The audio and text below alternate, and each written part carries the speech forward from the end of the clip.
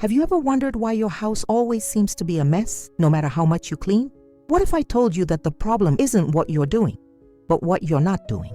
Today, I'm going to reveal the 10 things you need to stop doing immediately if you want a truly clean house. Number 7 was the one that surprised me the most when I discovered it, and it completely changed the way I take care of my home. Before I learned these secrets, I would spend hours and hours cleaning, but the mess would always come back the next day. It was like I was on a treadmill, running in place. If you're tired of living in a house that never really looks clean, or feel overwhelmed by household chores that never get done, this video will change your life. Let's discover together the habits that are sabotaging your cleaning efforts and how to eliminate them once and for all. Tip 1. Stop putting off the little tasks. This is probably the most destructive habit when it comes to keeping your home clean and organized. How many times have you seen something out of place and thought, I'll put that away later? A glass on the coffee table, a jacket tossed on the couch, mail piled up in the entryway. Each of these little items seems harmless when they're alone. The problem is, they never stay alone for long. Soon they're joined by other items that were also put off for later, and before you know it, your home is a mess. What happens when we put off these little tasks is that we're creating extra work for ourselves. Think about it. Putting away a jacket in the closet takes about 15 seconds. But when you let 5 jackets pile up on the couch, the task doesn't just take 5 times longer. It becomes more complicated because now you have to make room in your closet that's probably already cluttered, decide which jackets need to be washed first, and so on. The same goes for the dishes. Washing a dish immediately after using it takes seconds. Letting a pile of dishes pile up in the sink not only takes a lot longer to wash later, but it also creates a breeding ground for bacteria and bad odors. The solution to this problem is surprisingly simple, but it requires a change in mindset. Adopt the now or never rule. When you notice something out of place, make a conscious choice. Either put it away now or honestly admit that you never will and find a permanent solution for that item. Maybe you need a coat rack near the entryway for your jackets, or a dedicated mailbox for your mail. The point is, later is not an option. At first, this habit change takes conscious effort. You have to catch yourself in the act of procrastinating and correct the behavior. But over time, dealing with things immediately becomes automatic, and the results are transformative. Your home naturally feels more organized, without that oppressive feeling of unfinished tasks waiting for you in every corner. Tip 2. Stop accumulating things you don't use. This habit is particularly insidious because we often don't even realize we're doing it. It happens gradually, over months and years. A gift you never used but didn't want to give away. Clothes that no longer fit but you keep in case you lose weight. Kitchen appliances that looked useful at the store but never came out of the box. Travel souvenirs that gather dust on shelves. Each individual item seems harmless. The problem is that together, they create what I call a critical mass of clutter. When you have too many things, it's physically impossible for them all to have a proper place. Inevitably, some things end up scattered around, creating that constant appearance of disorganization. Plus, too many belongings make cleaning much more difficult. Each item is another surface for dust to collect. Each object is an obstacle that you have to move in order to properly clean. And as a result, we often end up just cleaning around things instead of doing a thorough, effective clean. The hard truth we need to accept is that our homes have a limited space budget. When we exceed that budget, we're essentially creating a permanent organization deficit that no amount of cleaning can fix. The solution starts with an honest assessment. Walk through your home and ask yourself about each item. Have I used this in the last year? Does this item bring me joy or serve a clear purpose? If the answer is no, it's time to seriously consider whether it deserves to take up space in your life. There are exceptions, of course. Some sentimental items have value beyond their usefulness. Important documents need to be kept, but these should be carefully considered exceptions, not the rule. The process of letting go can be emotionally challenging. We often hold on to things for reasons that go beyond practicality, feelings of guilt, fear of waste, clinging to the past. Acknowledging these emotions is the first step to overcoming them. Remember, every item you remove creates space not only in your home but also in your mind. Tip 3. Stop leaving your bed unmade. This may seem like a minor issue compared to other forms of clutter, but it has a surprisingly big impact on the overall look and feel of your home. The bed is usually the largest piece of furniture in the bedroom and takes up the majority of your visual field when you walk into the room. An unmade bed instantly makes the entire room seem chaotic, even if everything else is relatively organized. On the other hand, a well-made bed creates an immediate impression of order and cleanliness. This is what organizing professionals call the visual anchoring effect. Our eyes are drawn to the largest items in a space, and they influence our perception of the entire room. In addition to the visual impact, leaving your bed unmade also creates practical problems. Untidy bedding tends to fall to the floor during the night, collecting dust and dirt. Crumpled sheets don't breathe properly, creating a more favorable environment for dust mites and other allergens. And without the mental barrier of a made bed, it's much easier to throw clothes and other items on it, turning it into a makeshift storage surface that only makes matters worse. The good news is that making your bed only takes 2 or 3 minutes in the morning. It's probably the biggest return on investment in terms of effort versus visual impact in organizing your home. To make this habit easier, simplify your bedding. Too many throw pillows and complex layers of blankets create unnecessary barriers to maintaining this daily habit. A simple setup that still looks inviting is ideal. Some productivity experts say that this small morning act has significant psychological benefits as well. It creates a sense of accomplishment early in the day and sets a tone of order and discipline that can extend to other areas. As he says, if you want to change the world, start by making your bed. For me, this simple habit has transformed not only the look of my bedroom, but also how I feel when I walk into it at the end of a long day. A tidy bedroom becomes a sanctuary, not just another space that demands work and attention. Before we continue with our next important tip, I want to extend a special invitation to those of you who have been following me so far. If you are enjoying these tips and want to continue receiving content that will transform your home and your life, don't forget to subscribe to the channel and activate the bell to be notified whenever a new video is aired. And I'm really curious, where are you watching this video from? Leave your city or region in the comments.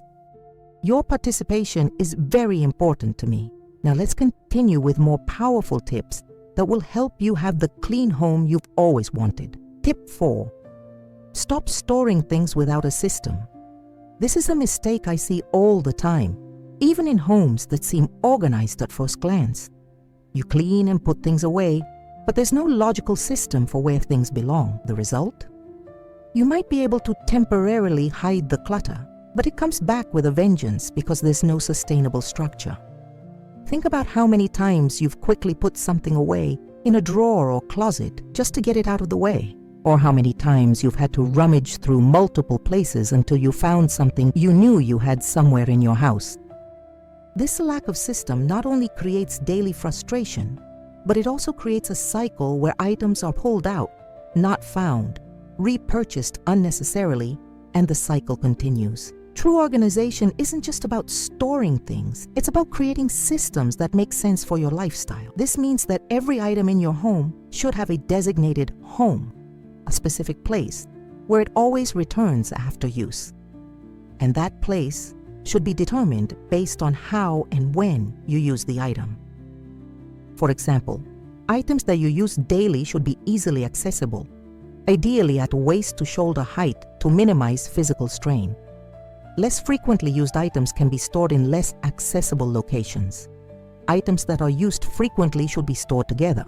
Start small with a single area of your home, maybe your silverware drawer or your medicine cabinet. Clear out the space completely and rethink how items should be organized based on frequency of use and functional logic. Use drawer dividers, baskets, or other organizers to create clear sections for different categories of items. Labeling can also be incredibly helpful, especially for spaces that are shared by multiple people. The most important part of this process is to maintain consistency once you create a system. When you take something out, make sure to return it exactly to its designated place. This may seem like a chore at first, but over time it will become second nature. The benefits of having clear organizational systems go far beyond just finding things more easily. You save money by not buying unnecessary duplicates. You save time that would have been spent searching for items, and it significantly reduces the daily stress associated with a disorganized environment. Remember, you're not just organizing objects. You're creating a system that works for you. Tip 5. Stop cleaning without a plan. This is a habit that takes a lot of time and energy, but yields mediocre results. Many people approach cleaning reactively. They clean whatever seems the messiest at the moment without a structured plan. The result is a house that is never completely clean, just less cluttered in certain areas. You've probably been there. You start cleaning the living room, then realize you need to put something away in the kitchen. When you get there, you notice the sink is full of dishes. You start washing the dishes, but then you remember you need to change the towels in the bathroom, and so it goes, jumping from task to task, without really completing any of them to your satisfaction. By the end, you're exhausted, but the house still feels a bit messy. The solution is to develop a structured cleaning plan that breaks down tasks into clear categories and establishes a predictable routine. Start by distinguishing between daily maintenance, weekly cleaning, and monthly or seasonal tasks. Daily maintenance includes small tasks that prevent clutter from accumulating: washing the dishes, wiping down kitchen surfaces, doing a quick tidy-up of common areas. Weekly cleaning involves more in-depth tasks like vacuuming, cleaning bathrooms, and changing bedding. Monthly or seasonal tasks include more intensive cleanings like cleaning inside closets, washing curtains, or cleaning behind large pieces of furniture. Instead of trying to do everything at once, spread out the tasks throughout the week. Monday could be the day to focus on the bathrooms, Tuesday, the living areas, Wednesday, the bedrooms, and so on. This makes the process less overwhelming and ensures that all areas receive regular attention. Another effective technique is the zone approach. Instead of thinking about cleaning the entire house at once, divide it into manageable zones. Focus on thoroughly cleaning one zone before moving on to the next. To keep the plan going, many people find it helpful to have a physical or digital checklist. This eliminates the need to remember what needs to be done and provides the satisfaction of checking off tasks as complete. Over time, this structured plan becomes a habit that works with much less mental effort. You no longer have to decide what to clean each day. You just follow the system. A truly clean home doesn't happen by accident. It's the result of an intentional, consistent plan that addresses all areas of the home regularly, not just when they look especially messy. Tip 6. Stop the paper hoarding. It's one of the biggest culprits of clutter in many homes. Mail, bills, flyers, notes, receipts, school papers. The stream seems endless, and because paper is so thin, we tend to underestimate how much it can contribute to the feeling of clutter. But think about it. A stack of paper just 2 inches high can contain hundreds of documents, each representing a decision not made or an action not taken. The first step to solving this problem is to create a barrier to entry. Much of the paper that comes into your home is unnecessary and can be disposed of immediately. Place a recycling bin near where you open your mail. Advertisements, catalogs, and other unwanted items can go directly in there. For the paper that does need to come into your home, create a simple processing system with just 3 categories: action, papers that require some response or action; filing, papers that need to be kept; and discard, papers that can be thrown away after they've been processed. Set aside a specific time each week to tackle your action folder, perhaps Saturday mornings or a specific weeknight. During this time, pay bills, respond to invitations, fill out forms, and make any necessary decisions.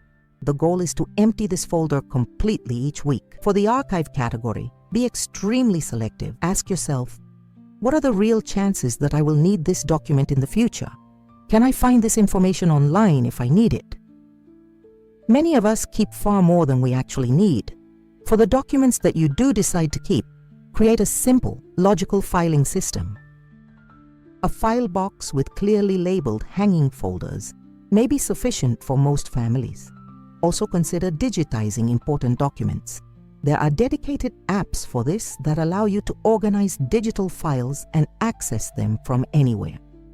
In addition to saving physical space, this provides additional protection against loss. Finally, deal with the children's papers, drawings, schoolwork, and the like. These can quickly pile up and create guilt when we think about getting rid of them. One solution is to create a special box for each child where you keep only the most meaningful items. Another option is to photograph the work before discarding it, creating a digital album that takes up zero physical space. Remember, the goal is not to eliminate all paper, but to drastically reduce the volume and have clear systems for processing what is left. Tip 7. Stop letting the sink pile up with dishes. This seemingly small habit has a disproportionate impact on the overall cleanliness of your home. The kitchen is often the heart of the home, the place where people naturally gather. When the sink is full of dirty dishes, the entire kitchen, and by extension, the entire house, looks cluttered. In addition to the visual impact, there are practical and health reasons to stop letting dishes pile up. Food scraps attract bugs, produce unpleasant odors, and create a breeding ground for bacteria. Piling up dishes also makes it much harder to use the sink for other necessary tasks, like washing fruits and vegetables or filling a glass of water. The problem often starts with the misconception of soaking. We put a plate or pan in the sink with the intention of letting it soak for easier cleaning later. Before we know it, other items have joined it, and soon we have a mountain of dishes that seems like a monumental task. The most effective solution is surprisingly simple. Wash your dishes immediately after use. Or if you have a dishwasher, load them directly into the dishwasher. That means washing your cutting board right after you've prepared your food, not waiting until after your meal. It means cleaning your pans while your food is sitting or being served. And it means rinsing your dishes and loading them into the dishwasher as soon as you're done eating. To make this habit easier, make sure your washing up area is always ready to go. That means keeping dish soap, a sponge, and a dishcloth within easy reach. It also means emptying your dish drainer or dishwasher regularly so there's always room for new clean items. If you live with other people, make this a house rule that everyone agrees to follow. It's not about who gets to wash the dishes. It's about each person dealing with their own dishes the moment they're done. It may seem overwhelming at first, but it soon becomes an automatic habit that everyone follows without thinking.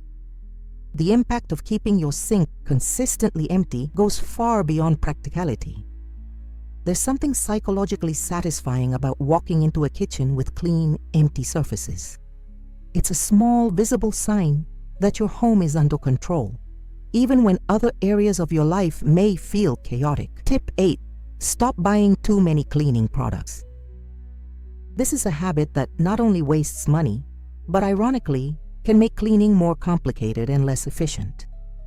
How many different products do you have under your kitchen sink or in your bathroom cabinet? Probably more than you need. The cleaning product industry is adept at convincing us that we need a specific product for every surface and type of dirt. One for glass, one for stainless steel, one for ceramic, one for wood. The list seems endless. The result is a closet cluttered with bottles and containers, many of which are rarely used or partially empty. This proliferation creates several problems. First, too many options increase mental friction. You have to decide which product to use for each task, which can be paralyzing. Second, more products means more items to store, organize, and eventually dispose of. Third, many of these products contain harsh chemicals that can be harmful to your health when combined or used in excess. The truth is, most household cleaning tasks can be accomplished with just a few basic products. A good all-purpose cleaner can handle most kitchen and bathroom surfaces. A mild dish soap works well for both dishes and general cleaning. Diluted white vinegar works well on glass and mirrors. Baking soda works as a mild abrasive for tough stains. Instead of hoarding products, focus on quality cleaning tools that will last for years.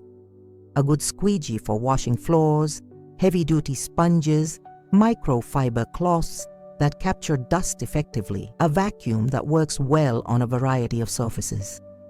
Not only will this save you money in the long run, it will also reduce the environmental impact of your cleaning regimen. If you already have an overabundance of products, take an honest look. Dispose of expired products properly. Combine similar products when possible.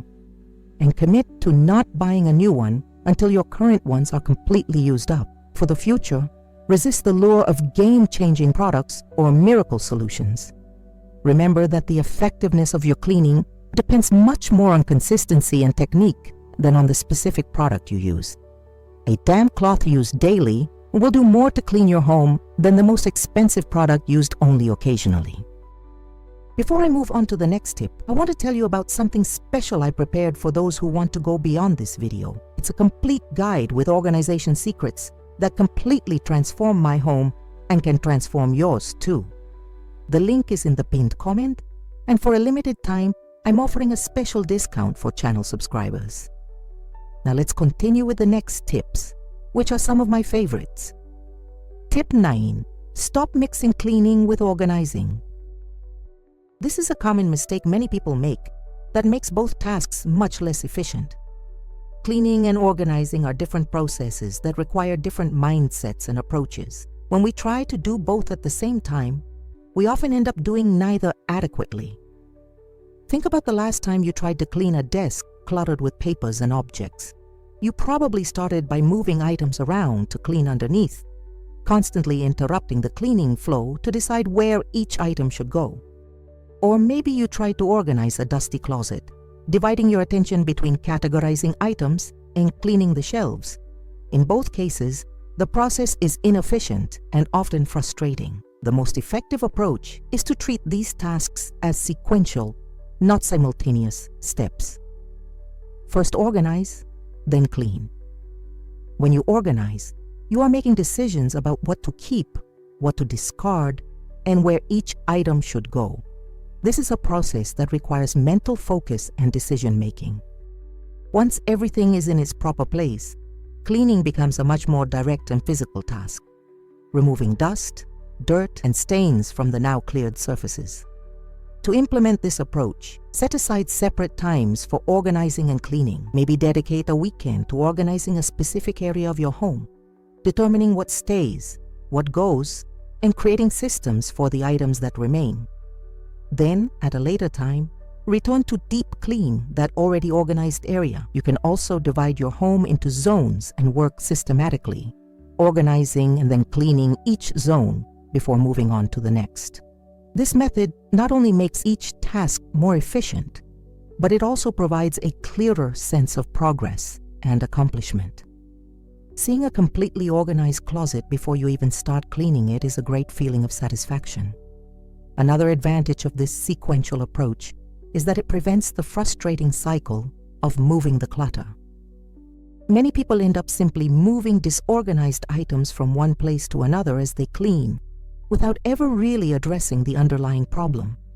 Separating the processes breaks this cycle and leads to much more lasting results. A truly clean home starts with an organized home. When everything has its place and is in its place, cleaning becomes a simple task of maintenance, not a constant battle against chaos. Tip 10. Stop leaving the cleaning to yourself. This last habit is especially important for those who live with family or roommates. Many people, especially women, end up taking on the full responsibility for cleaning and organizing their home, even when they share the space with other capable adults. This not only creates resentment and burnout, but it also sets up an unsustainable pattern where one person is constantly cleaning behind the others. Keeping a home clean should be a shared responsibility for everyone in it. Every person who uses a space contributes to its clutter and therefore should contribute to its cleanliness. The first step to changing this pattern is to have a clear, non-accusatory conversation about expectations and responsibilities. Instead of focusing on the past, you never help with the cleaning, focus on creating a fair system for the future. One effective approach is to assign specific responsibilities based on each person's preferences and schedule. Someone who leaves for work late could take on the task of taking out the trash in the morning. Someone who enjoys cooking could be responsible for keeping the refrigerator organized. Children can be given age-appropriate chores that gradually increase as they grow. For families with children, teaching household responsibility from an early age isn't just about keeping the house clean. It's a valuable lesson about cooperation and caring for shared spaces. Even very young children can learn to put away toys or put dirty clothes in the hamper. For situations where a fixed division of chores doesn't work well due to changing schedules, a rotation system can be more effective. This distributes the less desirable tasks fairly and ensures that everyone has experience with every aspect of household maintenance. One particular technique that has worked really well in my home is implementing 15 minutes of family tidying every night before bed. Everyone in the house participates simultaneously, each focusing on a specific area or task. It's surprising how much can get accomplished when everyone works together, even for a short period of time. Remember, delegating isn't just about dividing up the work. It's also about sharing responsibility and knowledge. Explain not only what needs to be done, but also how and why. When everyone understands the system of organizing the house, they are much more likely to follow it and maintain it. The cleanest house is one where all residents feel equally responsible for its maintenance. We've reached the end of our 10 tips, and I hope you're as excited as I am to implement these changes in your home. What we've discovered together aren't just cleaning techniques, but a new way of thinking about our spaces and daily habits. When we stop putting off small tasks, accumulating unnecessary items, leaving our beds unmade, storing things without a clear system, cleaning without a plan, hoarding paper, leaving dishes in the sink, buying too many products, mixing cleaning with organizing, and taking on all the responsibility ourselves, we create an environment that naturally stays cleaner and more organized. The truth is, a clean home isn't the result of occasional big cleaning sessions. It's the product of small daily choices that, together, create a sustainable system. The key isn't to clean more, but to make less mess and establish routines that work for you, not against you. Let me challenge you to choose just one of these tips to implement this week. Just one. Notice how this small adjustment affects not only the way your home looks, but also how you feel in it. The following week, add another tip. Keep building gradually, and within a few months, you will have completely transformed your relationship with your space. Remember that the goal is not perfection, but progress. There will be days when the routine is broken, and that's okay. The important thing is to return to positive habits as soon as possible, without guilt or self-criticism. A clean, organized home isn't just about appearance. It's about creating an environment that supports your well-being and priorities. It's about having more time for the people and activities you love, instead of spending hours fighting over clutter that could have been avoided. What surprised me most about my own journey was how these habit changes spread to other areas of my life. When I stopped putting off small tasks at home, I also started being more proactive at work. When I learned to let go of items I didn't use, I became more selective about new commitments and relationships. When I started creating clear systems for home organization, I applied the same thinking to my finances and schedule. A clean home isn't the end goal. It's the beginning of a more intentional, less overwhelmed life. It's an outward reflection of an inner mindset of clarity and purpose. Which of these tips did you find most helpful? Are there any bad habits you've identified in your own routine? Share them in the comments below. I'd love to hear how your journey to a cleaner, more organized home is going. And remember, every little change counts, and you don't have to make a big change all at once. One step at a time, consistently, is the way to lasting results. See you in the next video.